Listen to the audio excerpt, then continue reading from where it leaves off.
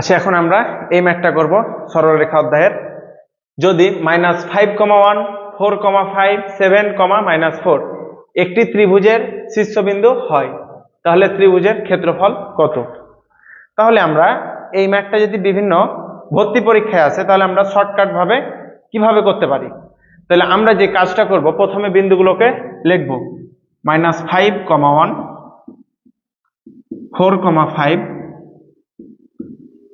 আর 7, -4। আমি এখন এই বিন্দুগুলোকে স্থানাঙ্ক x y সাপেক্ষে না নিয়ে একটা অন্য অক্ষের সাপেক্ষে দিয়ে নিই। তাহলে কি করবো, প্রত্যেকটা থেকে এটার সঙ্গে -5 করব, এটার সঙ্গে -1, প্রত্যেকটার সঙ্গে -5 -1 +5 -1।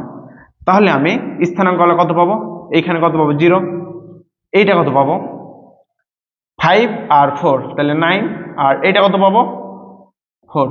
তাহলে আমি এইটা তাহলে কি করতে পারি 7 আর 5, তাহলে 12, মাইনাসে মাইনাসে প্লাস -5। তাহলে আমি যেইটা এখন করতে পারি সেইটা হচ্ছে, আমি দূরেরটার সঙ্গে দূরেরটা গুণ করব, বিয়োগ কাছেরটার সঙ্গে কাছেরটা, আর তার আগে নিব একটা হাফ।